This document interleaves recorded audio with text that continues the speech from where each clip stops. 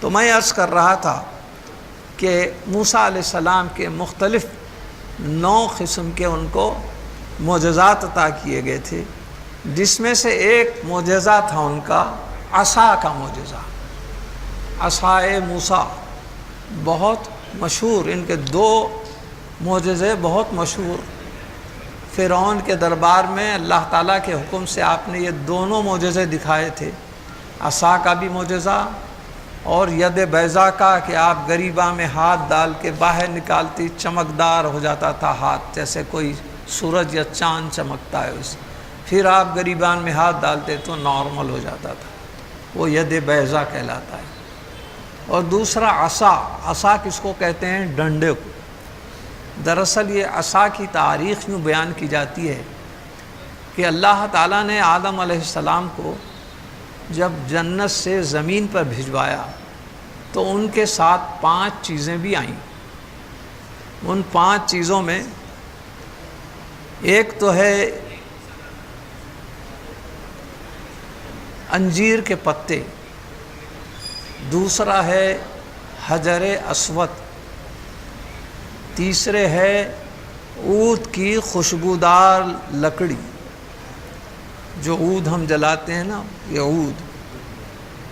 اور ایک جو دوسری چیز تھی یہ پیلو کی لکڑی تھی، اس کا عصا آپ اپنے ساتھ لے کے آئے تھے۔ یہ عصا آدم علیہ السلام اپنے جو جانشین ہوئے ان کو اپنی طرف سے عطا کرتے گئے۔ یہ چلتے چلتے چلتے حضرت شعیب علیہ السلام کے پاس، جو مدین کے نبی تھے، حضرت موسیٰ علیہ السلام کا وطن مصر اور شعیب علیہ السلام کا وطن ہے مدین، تو مدین کے نبی تھے وہ، ان کے پاس ایک بعد دیگر جانشینوں میں منتقل ہوتے ہوتے حضرت شعیب علیہ السلام کے پاس آئی۔ حضرت موسیٰ علیہ السلام کی جب ملاقات ہوئی تو وہاں پر شعیب علیہ السلام کے پاس انہوں نے ان کے بکریاں کے اوپر اپنے کو متعین کر لیا اور 10 سال تک خدمت کرتے رہے۔ شعیب علیہ السلام کو ان کی سروسز بہت پسند آئیں، تو اپنی ایک خوبصورت صاحبزادی جن کا نام صفورہ تھا، حضرت موسیٰ علیہ السلام کے ساتھ ان کی شادی ہو گئی۔ یہ جب حاملہ ہوئی تو میاں بیوی دونوں اپنے وطن مصر کو واپس ہونے لگے، تو یہ ڈنڈا اس کے ساتھ ہی آپ لیتے ہوئے چلے آئے۔ اس کے بارے میں مزید تفصیل یہ بتائی جاتی ہے کہ موسیٰ علیہ السلام کی جتنی ہائٹ تھی، عام طور پر ہمارے پاس عصا بولتے ہی تصور ہوتا ہے، جیسے میں اپنی لکڑی لے کر آیا ہوں کہ کمر تک کے اس کی ہائٹ اور ہاتھ میں پکڑنے کا ہمارے پاس اس میں ایک قسم کا کرو ہوتا ہے، لیکن موسیٰ علیہ السلام کا جو عصا تھا ان کی ہائٹ کے برابر تھا، وہ ایسے ہی پکڑتے تھے۔ اور اسی کی copy father of India Gandhi ji بھی کرتے تھے، کیونکہ ان کو پتہ چلا تھا کہ حضرت موسیٰ علیہ السلام اپنے خط کے برابر لکڑی رکھتے تھے، تو اس کے اندر ایسی ایسی خوبیاں تھیں جس کے بارے میں تفاسیر میں لکھا ہے کہ موسیٰ علیہ السلام کے خط کے برابر تو آپ کی ہائٹ کتنی تھی؟ 10 ہاتھ کے برابر۔ 1 ہاتھ آدھے گز کا ہوتا ہے، 2 ہاتھ 1 گز کا، 1 گز کے معنی 3 فیٹ کے ہوتے ہیں، اور 10 ہاتھ 5 دیا 15 فیٹ ہو جاتے ہیں۔ اس طرح ہائٹ موسیٰ علیہ السلام کی 15 فیٹ کے قریب تھی، اور وہ لکڑی عصا کی بھی ہائٹ 15 فیٹ تھی۔ اب اس کے بعد اس کے مدین سے مصر جب آپ تشریف لے جا رہے تھے تو اس عصا کا ذکر قرآن خود کرتا ہے کہ رات میں ایک ایسا مقام آیا جہاں سردی ہونے لگی، آپ ایک چبوترے پر اپنی بیوی کو بٹھا دیے اور کہنے لگے کہ میں تھوڑی سی آگ لاتا ہوں تاکہ تاپ کے ہم گرم گرم ہو جائیں، سیک لیں گے ہم۔ لیکن وہ بہانہ تھا اللہ تعالیٰ کی طرف سے، آگ کی طرح روشنی آپ کو نظر آ رہی تھی، اس کے پیچھے پیچھے جاتے ہوئے ایک درخت کے پاس آپ ٹھہر گئے۔ ایک اللہ تعالیٰ کی وحی نازل ہوئی،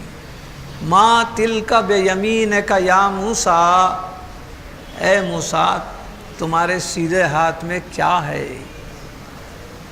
حضرت موسیٰ علیہ السلام جواب دیے، قال ہی عصای، کہا کہ یہ میری عصا ہے، میرا ڈنڈا ہے،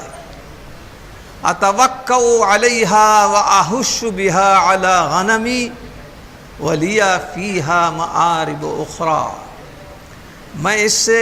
اپنے ٹیک لگا لیتا ہوں،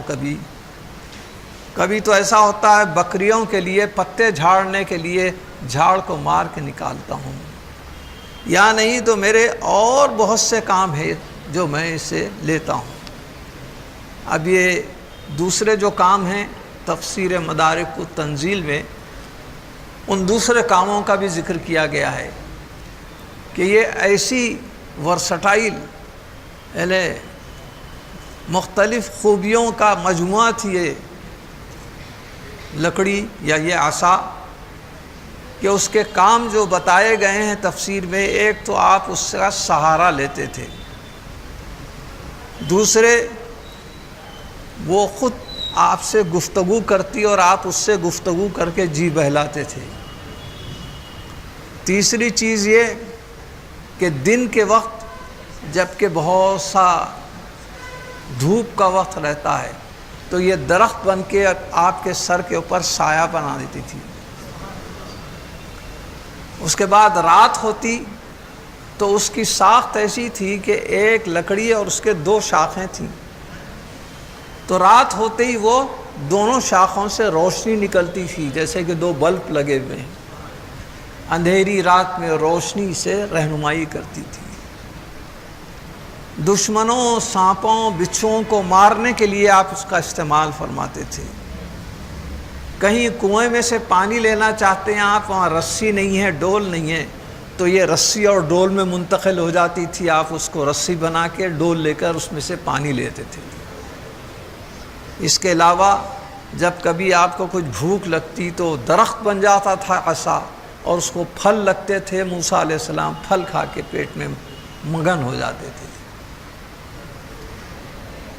بعض وقت اس کو زمین میں گاڑ دیا جاتا تو زمین سے پانی نکلنا شروع ہو جاتا۔ الغرض یہ آپ کا عصا بڑے مقاصد، کئی خوبیوں کے مالک، اور اس کو آپ اپنی زندگی میں استعمال کیا کرتے تھے۔ لیکن اس کا سب سے بڑا استعمال جو ہوا وہ اس وقت جب کہ فرعون سے آپ کا مقابلہ ہوا۔ فرعون خود کو خدا کہتا تھا، سب کو سجدہ کرنے کا حکم دیتا تھا، آپ نے سجدہ کرنے سے انکار کر دیا، کیونکہ اسلام میں کسی غیر خدا کو سجدہ نہیں کیا جا سکتا، لہذا فرعون آپ کے ساتھ دشمنی اور عداوت پر اتر آیا اور طرح طرح کی ایذا، تکلیف، ظلم و ستم کرنا شروع کیا، یہاں تک کہ جب آپ نے اپنے دو معجزے میں سے پہلا معجزہ ید بیضا کا بتایا تو آپ کو جادوگر کا نام دیا گیا، اور فرعون کے درباریوں نے یہ مشورہ دیا کہ آپ کی ریاست میں کتنے جادوگر ہیں، اس ایک جادوگر کو سب جادوگروں کے ذریعے ختم کر دیا جائے، نہ رہے بانس نہ بجے بانسری۔ ایگری کر لیا وہ، اور اپنے ریاست کے بڑے بڑے جادوگروں کو بلایا۔ ایک روز مقابلہ دونوں کا ہونے لگا، آپ تنہا ہیں، قرآن بیان کرتا ہے جس میں وہ سب جادوگر اپنے پورے جادو کے اس کے اندر طرح طرح کے گن لے کے ہوئے چلے آ رہے ہیں، کہیں تو ان کے ہاتھ میں جو کچھ بھی تازیانے یا کوڑلے ہیں اس سے آگ گر رہی ہے، کہیں سانپ بن جا رہے ہیں وہ، یہاں تک کہ جتنے جادوگر تھے انہوں نے ایک اشارہ کیا تو سب سانپ زمینوں پر چلنے لگے۔ اللہ تعالیٰ نے اپنے کلیم کو اسی وقت وحی کے ذریعے مخاطب فرمایا،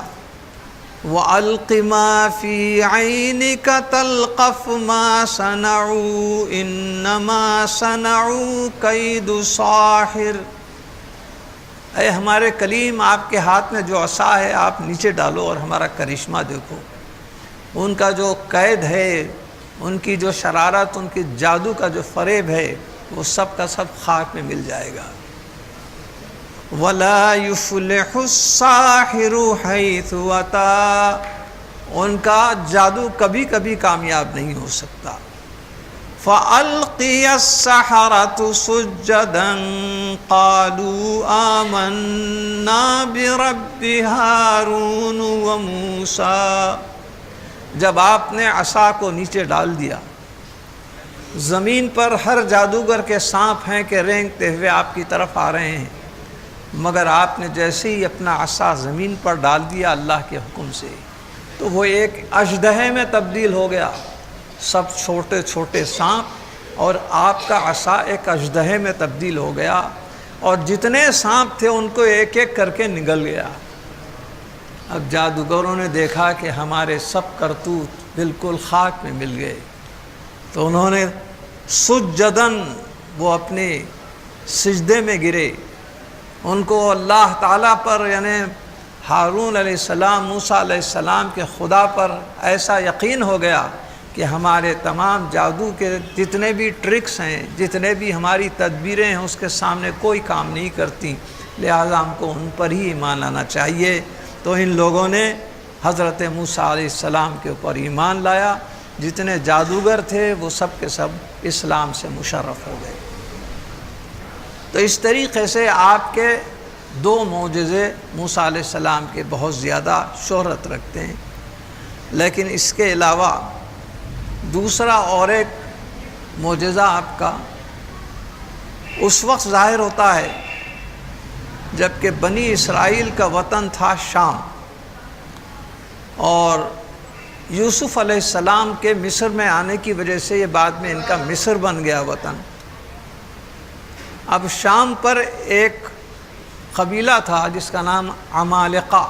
یہ بدترین لوگ، بڑے ظلم و ستم کرنے والے لوگ، ان لوگوں کا قبضہ ہو گیا تھا شام پر۔ جب فرعون کو اللہ تعالیٰ نے غرق کر دیا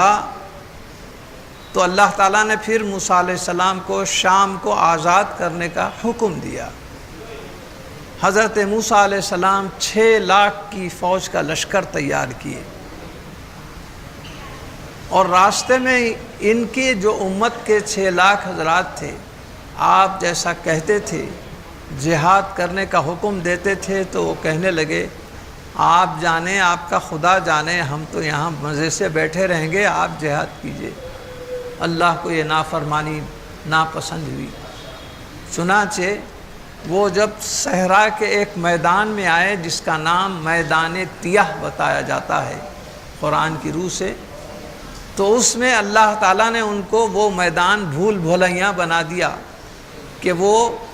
شام سے مصر کو جانا چاہ رہے تھے مگر مصر جا نہیں سک رہے تھے، بس اسی میدان کے اندر گھومتے جا رہے ہیں، کبھی ادھر نکلے تو ادھر کے کنارے پہ، ادھر سے ادھر بھٹک نہیں لگ گئے، اور 1 دن نہیں، 2 دن نہیں، 4 دن نہیں،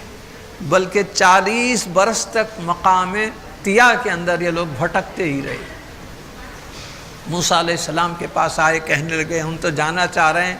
مگر عالم یہ ہے ہم اتنی تعداد میں ہے، نہ ہمیں کچھ کھانے کے لیے ہے نہ پانی پینے کے لیے ہے،